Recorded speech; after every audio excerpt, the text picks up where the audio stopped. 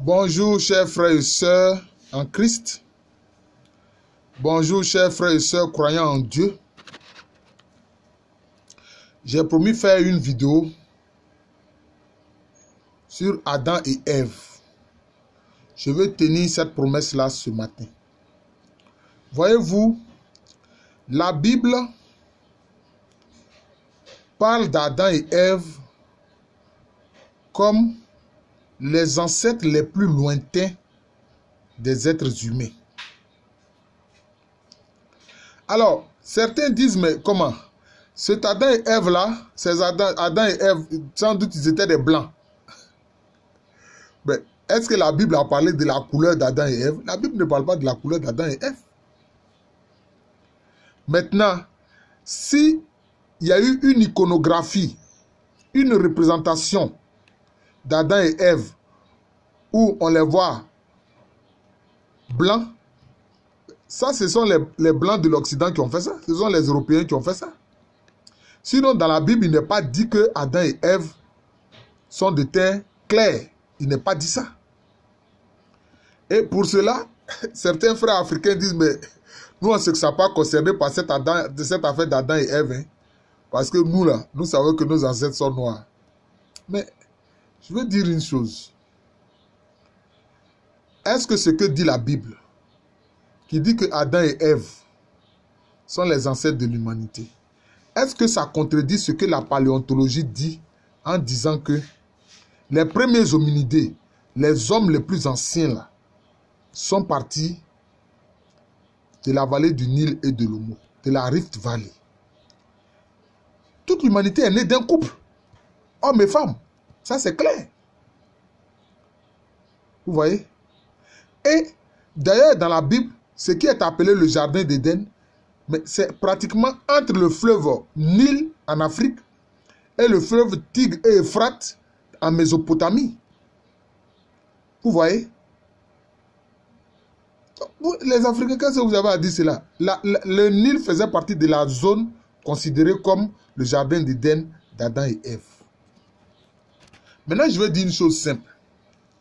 En réalité, ce que la Bible a appelé Adam et Ève, c'est les prototypes humains, c'est le prototype humain. Il s'agit d'un prototype humain. Vous voyez? Il y a l'ancêtre et il y a la descendance de l'ancêtre. Donc Adam et Ève sont les prototypes de l'humanité. C'est de ça qu'il s'agit. Il ne s'agit pas de les ramener à une affaire de couleur. Non. Et d'ailleurs, beaucoup de peuples dans le monde ont des mythes et des légendes sur le premier homme et la première femme.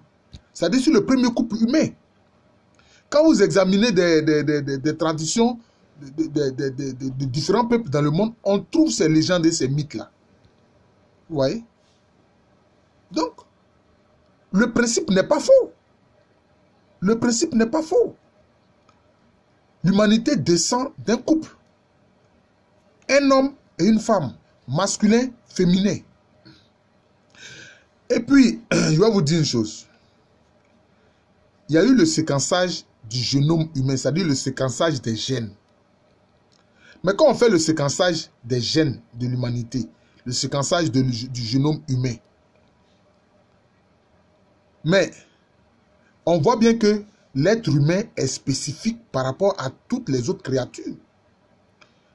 Les gènes de l'humain sont des gènes spécifiques, totalement différentes des autres créatures.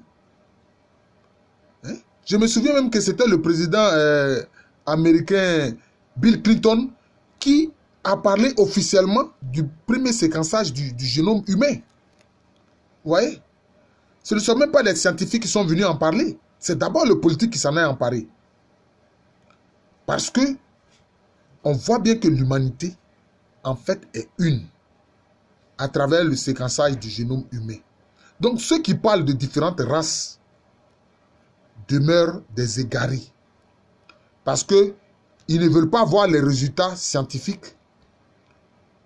Ils ne veulent pas voir les résultats scientifiques à propos du séquençage du génome humain. Et il se trouve que je ne dirais pas curieusement, mais on voit bien que le séquençage du génome humain rejoint l'idée de l'humanité une de ce que dit la Bible concernant Adam et Ève. Donc je dis que ce sont des prototypes humains.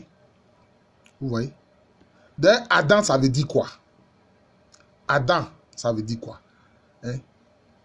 Adam, ça veut dire simplement terre rouge. Vous comprenez? Le sens de Adam, là, c'est terre rouge. Les musulmans ils disent Adama. C'est la terre rouge, ça veut dire terre rouge. Maintenant, Ève, ou Awa, dans le cas des Arabes, ça veut dire quoi? Ça veut dire la vivante. C'est-à-dire l'être féminin qui donne la vie. C'est ce que ça veut dire. Ève veut dire simplement la vivante. Terre rouge, le masculin, la vivante, le féminin. Vous voyez? Donc ce sont des prototypes humains. D'ailleurs, quand on examine la Bible, qu'est-ce qu'on voit? Il est dit que Adam et Ève ont eu d'abord comme premier fils Caïn et ensuite Abel. Caïn était un agriculteur, Abel était un pasteur, un éleveur. Et Caïn a tué Abel. Le premier crime, disons, de l'humanité.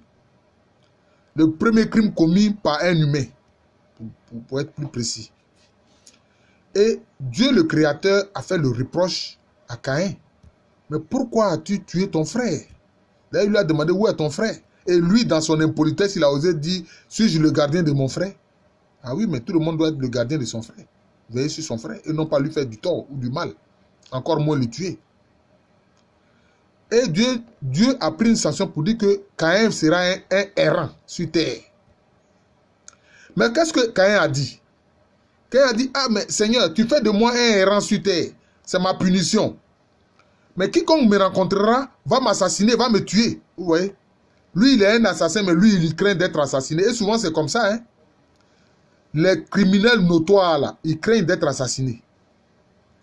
C'est pour ça qu'il y a un proverbe agni qui dit Kodiaousu Angana. C'est-à-dire que le criminel, là, l'égorgeur, là, il craint de se coucher à plat ventre sur le dos. Parce qu'il craint d'être égorgé.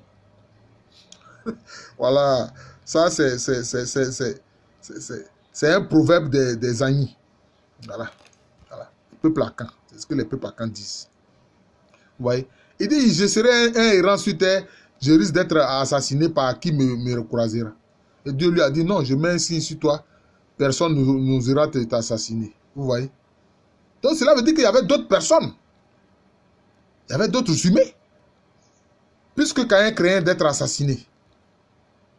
Vous voyez? Donc il faut bien comprendre les choses. Il ne faut pas faire de mauvaises interprétations. Adam et Ève sont les premiers prototypes humains. Voilà. Et on ne parle pas de leur couleur. On ne dit pas qu'ils sont clairs ou bien ils sont noirs, etc. Mais au moins la paléontologie montre que les premiers hominidés sont partis de la Rift Valley, la vallée du Nil et de l'Omo. Et le Nil faisait partie de l'espace qu'on appelle l'Éden dans la Bible. Voilà. Ça va du Nil jusqu'au fleuve Tigre et Euphrate en Mésopotamie. Voilà. Qui est en Irak actuel, correspond à l'Irak actuel. Voilà les faits. Et puis après, d'ailleurs, le fils ensuite que Adam et Ève auront, c'est Seth. On appelle Seth. Voilà. Donc, c'est juste de dire que vraiment l'humanité est une. Voilà. Et le séquençage du génome des gènes de l'humanité le prouve. Quand on voit un gène, on sait que c'est un gène humain, différent de tous les autres gènes. Voilà. Et c'est ce que montre aujourd'hui le séquençage, les travaux scientifiques sur le séquençage du génome humain. Donc, ne prétestez pas du fait que des blancs dans l'iconographie, dans la représentation artistique d'Adam et Ève les ont présentés comme blancs pour dire que Adam et Ève sont blancs. Ça ne veut rien dire. Ça ne veut absolument rien dire. La Bible n'a pas dit la couleur d'Adam et Ève. Je vous remercie. Je suis le frère Jean de l'amour de Jésus. C'est mon nom spirituel. Et à l'état civil, je suis le professeur Alou Kwame Rémy. Je vous souhaite une excellente journée. Et je vous souhaite la paix du Christ.